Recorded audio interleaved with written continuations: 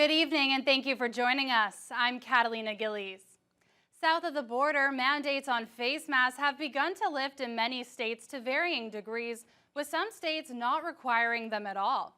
Canada's Federal Health Minister Patty Hajdu says it's up to the provinces to adjust their mask rules, but she doesn't see that coming in the near future.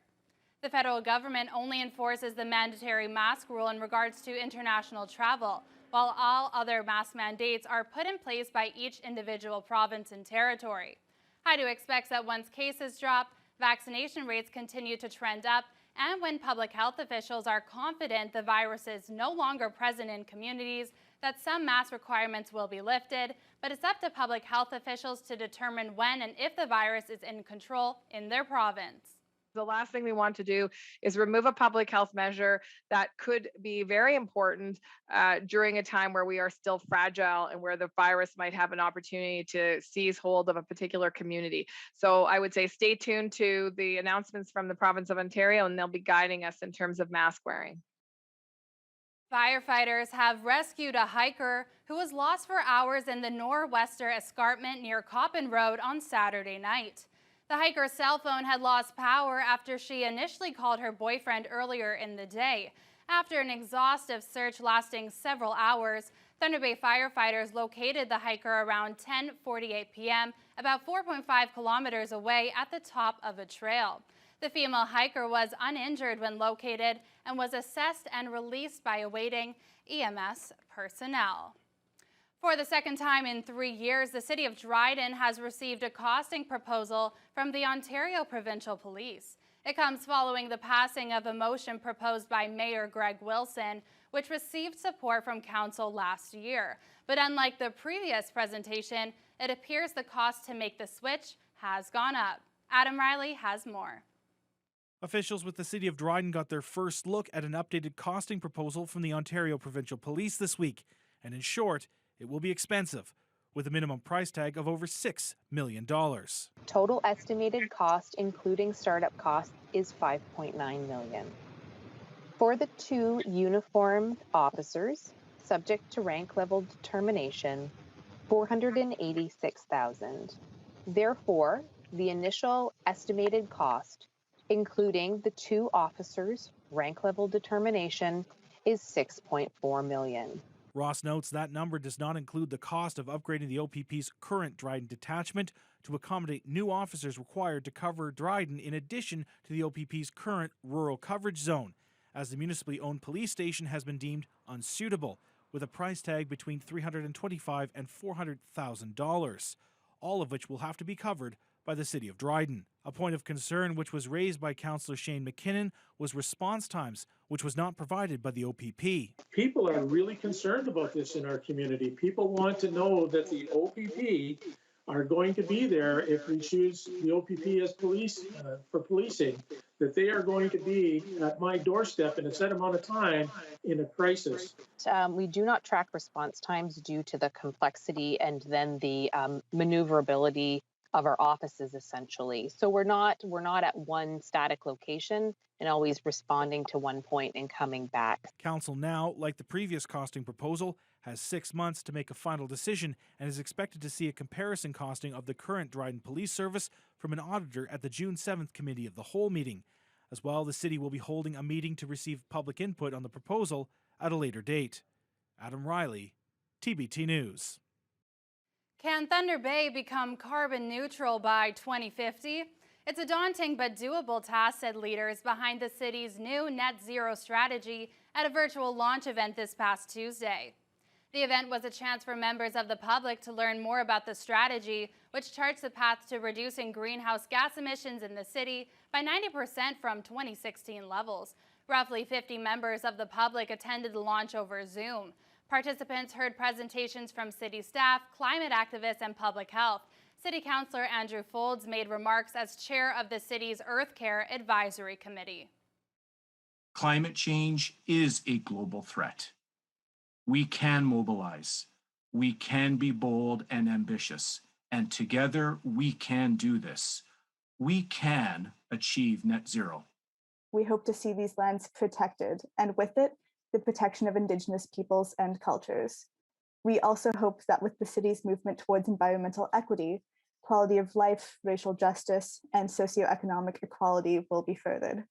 The Net Zero strategy will play a crucial role in this and is really an incredible document, but many other systemic actions must follow.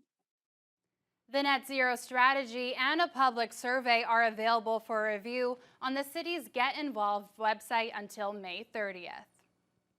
A group of international students living and studying in Thunder Bay have released a virtual cookbook. The project, organized by KHEP and the United Way, looks to share a variety of the cultures represented at Lakehead University through food. Brianne Foley has the story.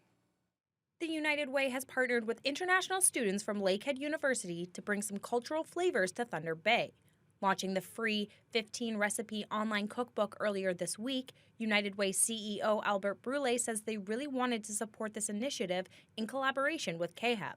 He says they were happy to jump on board to share a taste of home from these students. We identified this fantastic resource that we have in Thunder Bay of international students with an interest in sharing some of their recipes from home, some of their stories, a little bit of their culture, and this concept really came from the students themselves. All the recipes come from students at Lakehead University and include dishes from India, Nepal, China, Ecuador, and Nigeria. Content developer Gabriela Koba is a first-year student at Lakehead and says the university has such a variety of cultures that they are more than happy to share with the community. The most important thing and the main essence of the project is the respect of different cultures. The world is globalizing and therefore other cultures are sharing the same territory.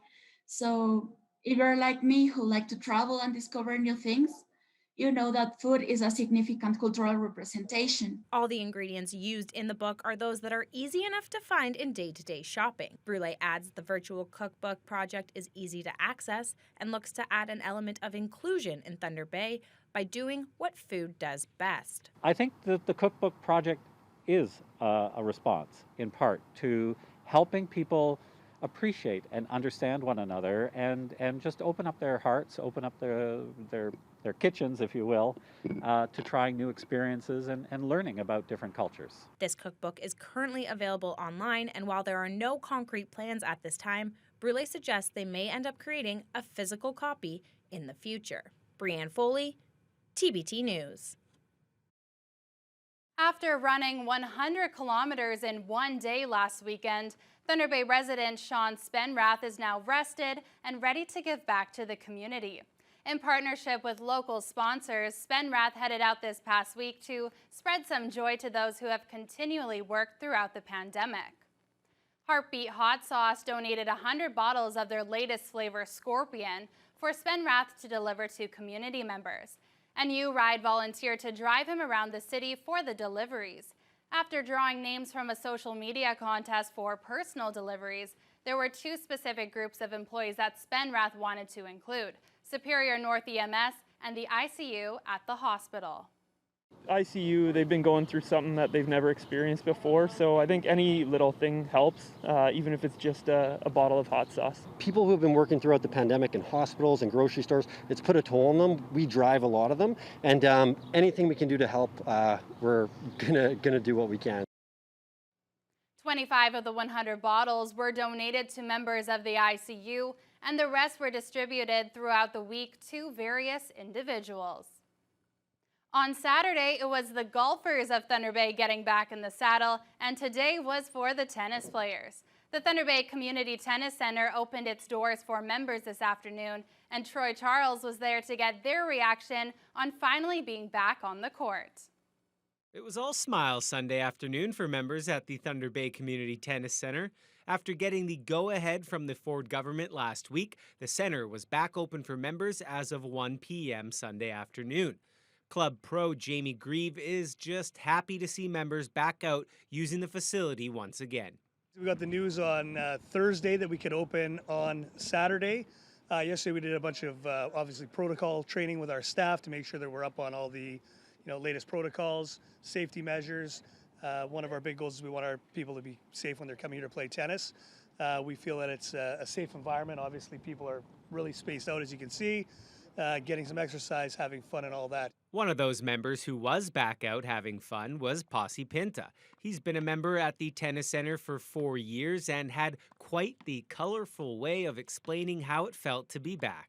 In Finland, where I'm from, the cows get out for the first time in the spring, and they jump and they kick and they're just making all kinds of noise and they're just giddy and crazy. So I felt like those cows, jumping out and giddy and getting out into the fresh air and playing tennis with friends. So it's great. Right now, members can book a court 2 days in advance. Grieve explained the many different COVID-19 protocols which are in place around the site. So anyone walking in needs to be wearing a mask. Once you're on the court, you don't have to wear a mask while you're actually playing. Other restrictions are, obviously, you can see our deck is all cordoned off, so there's no gathering. Bleachers are unavailable, so you can't hang around and sit.